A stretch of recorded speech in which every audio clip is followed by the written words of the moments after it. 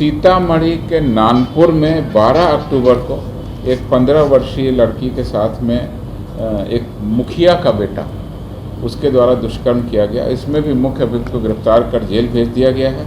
2 दिनों के अंदर में ये गिरफ्तारी की गई है। और सुपौल में भी एक इस तरह एक बालिका के साथ में उसके ही पड़ोसी में एक व्यक्ति था 21 वर्ष, उसके साथ दुष्कर्म किया गया। इस कांड में भी अभियुक्त को गिरफ्तार किया गया।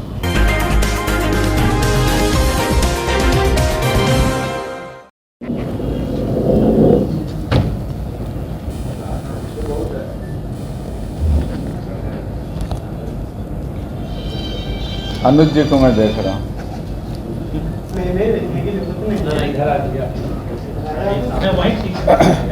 पुलिस मुख्यालय की नियमित प्रेस ब्रीफिंग में आपका स्वागत है।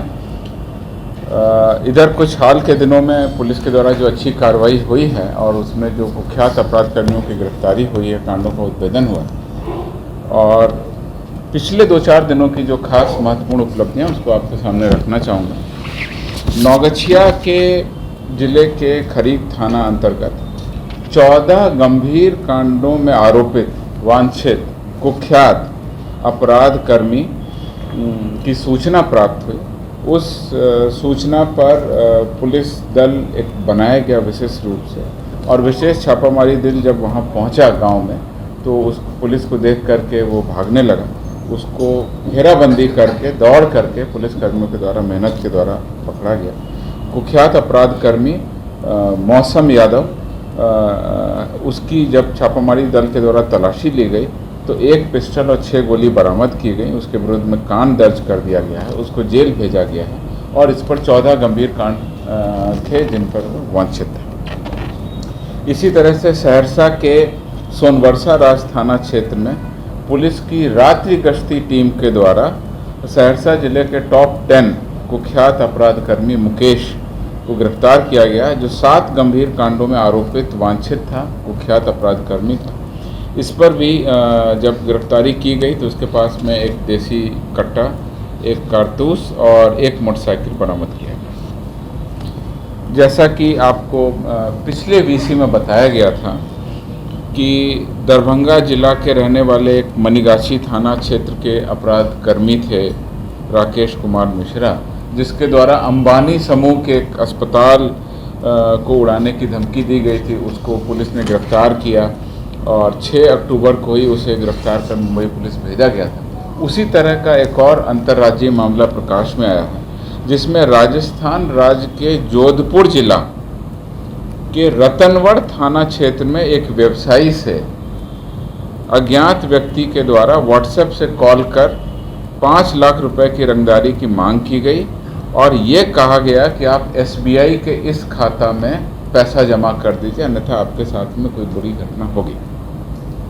अनुसंधान के क्रम में राजस्थान पुलिस के द्वारा जब आगे छानबीन की गई तो पता चला कि अभियुक्तों के द्वारा एक फर्जी सिम लिया गया है, और बिहार पुलिस ने भी उसका सत्यापन किया, और उसी एक व्यक्ति के नाम पर सिम ले करके और उसी व्यक्ति के KYC को यूज़ करके एक अकाउंट खुलवा लिया गया, और उसके नाम पर ही ये कहा जा रहा था कि आप इस अकाउंट में पैसा जमा कर दीजिए, और ये दूसरे के नाम से ही बैंक में खाता खुलवा के और उसमें पैसा जमा करा के उसको निकालने का अपराध करता था। ऐसे 3 अभियुक्तों को बिहार पुलिस के सहयोग से गिरफ्तार किया गया।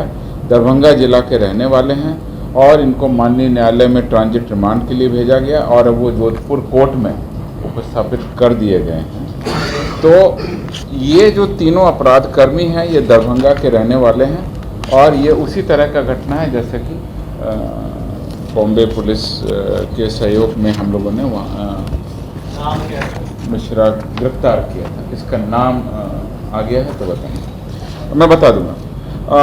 इसके अलावा पटना के गौरीचक थाना अंतर्गत गोलू होटल के पास में 3 अज्ञात अपराध कर्मियों द्वारा उत्तर प्रदेश के एक ट्रक ड्राइवर के साथ लूटपाट की गई, और इसी क्रम में ड्राइवर को गोली मार के जख्मी किया गया। ये घटना 7 अक्टूबर की है। इसमें एक विशेष छापामारी दल का गठन किया गया। ह्यूमन इंटेलिजेंस और टेक्निकल इंटेलिजेंस दोनों का प्रयोग करते हुए आसूचना संकलित कर अपराध कर्मियों की पहचान कर उन अपराध कर्मियों को अजीम चक से गिरफ्तार किया गया, इसमें 3 अभियुक्त गिरफ्तार किए गए हैं। 2 ऑटोमेटिक पिस्तौल, 5 गोली और 1 मोटरसाइकिल बरामद किया गया। इन तीनों अपराध कर्मियों का पटना जिला के गौरीचक, गोपालपुर व अन्य थानों में आपराधिक इतिहास है। इस प्रकार से 1 सप्ताह के अंदर इस घटना का, संवेदनशील घटना का उद्भेदन किया गया। नवादा जिला के परना डाबर थाना क्षेत्र में एक उपलब्धि हुई है, जिसमें 24 घंटे के अंदर अपहृत व्यक्ति की सकुशल बरामदगी और कांड में लिप्त अपराध कर्मियों की गिरफ्तारी की गई। 9 अक्टूबर को ही नवादा जिला के परना डाबर थाना क्षेत्र से धनराज चौहान नामक व्यक्ति का अपहरण कतिपय अपराध कर्मियों के द्वारा कर लिया गया। उसकी सूचना जब पुलिस को मिली, त्वरित कार्रवाई करते हुए इस कांड का उद्भेदन किया गया। कांड में लिप्त सभी अपराध कर्मियों की गिरफ्तारी की गई, अपहृत की सकुशल बरामदगी की गई। आग्नेयास्त्र तथा गोली बरामद करते हुए कुल 6 अपराध कर्मी, 1 रिवॉल्वर, 9 कारतूस, 7 मोबाइल फ़ोन और 1 फॉर्चूनर वाहन को हम लोगों ने जब्त किया। बच्ची के साथ में दुष्कर्म की घटना लखीसराय जिला से प्रतिवेदित हुई थी, वीरपुर थाना अंतर्गत। इसमें तत्काल कांड दर्ज करके पॉक्सो एक्ट भी लगाया गया और आईपीसी की धाराओं में कांड दर्ज किया गया। कांड दर्ज होने के तुरंत बाद त्वरित कार्रवाई हेतु दल गठित किया गया और 4 दिनों के अंदर में 9 अक्टूबर को ही गिरफ्तार कर उसको जेल भेज दिया गया है। स्पीडी ट्रायल कराकर उन्हें सज़ा दिलाने की कार्रवाई की जाएगी। इसी तरह से समाचार पत्रों में एक घटना प्रतिवेदित हुई थी औराई मुजफ्फरपुर की। इसमें 4 अक्टूबर को एक मेला देखकर लौटती 15 वर्षीय किशोरी के साथ में दुष्कर्म की घटना प्रतिवेदित हुई थी। उस कांड में भी 3 अभियुक्तों को गिरफ्तार कर जेल भेजा गया है। सीतामढ़ी के नानपुर में 12 अक्टूबर को एक 15 वर्षीय लड़की के साथ में एक मुखिया का बेटा, उसके द्वारा दुष्कर्म किया गया। इसमें भी मुख्य अभियुक्त को गिरफ्तार कर जेल भेज दिया गया है। 2 दिनों के अंदर में ये गिरफ्तारी की गई है। और सुपौल में भी एक इस तरह एक बालिका के साथ में उसके ही पड़ोसी में एक व्यक्ति था 21 वर्ष, उसके साथ दुष्कर्म किया गया। इस कांड में भी अभियुक्त को गिरफ्तार किया। इस प्रकार से कुख्यात अपराध कर्मियों की गिरफ्तारी हो, लूट कांड का उद्भेदन हो या अन्य राज्यों पर जो अपराध करके पैसे मांगे गए रंगदारी, उसकी गिरफ्तारी हो, अपहृत व्यक्ति की सकुशल बरामदगी हो या महिला दुष्कर्म के मामले में पुलिस के द्वारा लगातार कार्रवाई की गई, उद्भेदन किया गया, अपराध कर्मियों की गिरफ्तारी की गई। और ये हाल के पिछले कुछ दिनों की घटना है। इसी क्रम में मैं आज विशेष रूप से बताना चाहूँगा कि बिहार पुलिस में एसटीएफ का गठन, विशेष कार्यबल का गठन किया गया। वर्ष 2000 में ही इसका गठन हुआ है। वर्तमान में इसके 31 यूनिट इसकी जगह जगह काम कर रही हैं और इसके अलावा इंटेलिजेंस और ऑपरेशन के भी ग्रुप बने हुए हैं। तो कुल मिला के एसटीएफ अपराध कर्मियों या नक्सलियों के विरुद्ध या किसी भी तरह के माफिया लोगों के विरुद्ध कार्रवाई लगातार करता आया है। सितंबर महीने में कुल 38 मोस्ट वांटेड अपराध कर्मियों को इन्होंने गिरफ्तार किया, जिसमें इनामी अपराध कर्मी भी शामिल थे। मैं उनका नाम बताना चाहता हूँ। 1 लाख रुपए के इनामी घोषित अपराध कर्मी और नक्सली गोपाल दास, जो 6 नक्सली कांडों में वांछित थे, उसको, और जो थाना हवेली खड़गपुर मुंगेर के रहने वाले थे, उसको विशेष टीम के द्वारा आसूचना के आधार पर दानापुर से गिरफ्तार किया गया। और ये हमारी सितंबर महीने की उपलब्धि, पूरा सितंबर महीने की उपलब्धि बता रहा हूँ। इसी तरह से 50,000 रुपये के नामी अपराध कर्मी मारुति नंदन उर्फ गुड्डन झा, जो 9 गंभीर धाराओं के कांडों में वांछित थे, उसको बेगूसराय के बछवाड़ा थाना क्षेत्र से 22 सितंबर को गिरफ्तार किया गया। इसी तरह से 50,000 रुपये के एक अन्य घोषित इनामी अपराध कर्मी रामलोचन, जो 9 गंभीर धाराओं के कांडों में वांछित थे, इसको थाना फुलपरास जिला मधुबनी में विशेष टीम के द्वारा फुलपरास थाना क्षेत्र में 30 सितंबर को गिरफ्तार किया। ये 3 मुख्य अपराध कर्मी जिनके विरुद्ध में इनाम था, उनको हमारे एसटीएफ ने गिरफ्तार किया। कुल 38 मोस्ट वांटेड अपराध कर्मियों को एसटीएफ के द्वारा सितंबर महीने में गिरफ्तार किया गया। इसके अलावा 3 नक्सलियों को गिरफ्तार किया गया। नक्सल और अपराध कर्मियों और पुलिस बल के द्वारा एक मुठभेड़ की घटना हुई। 2 रेगुलर हथियारों की बरामदगी एसटीएफ ने द्वारा की। 25 देशी हथियारों की बरामदगी की है। 56 जिंदा कारतूस बरामद किए हैं। लूट का करीब 555 ग्राम सोना बरामद किया एसटीएफ ने और लूट की करीब 27 किलो से अधिक चांदी बरामद की है। ये हमारे एसटीएफ की विशेष उपलब्धि है सितंबर महीने की। और अगर मैं इस साल की पूरी उपलब्धि संक्षेप में बताऊं तो इस साल में अभी तक सितंबर तक, जनवरी से लेकर सितंबर तक कुल 50 नक्सलियों को एसटीएफ ने गिरफ्तार किया है। 233 मोस्ट वांटेड अपराध कर्मियों को गिरफ्तार किया है।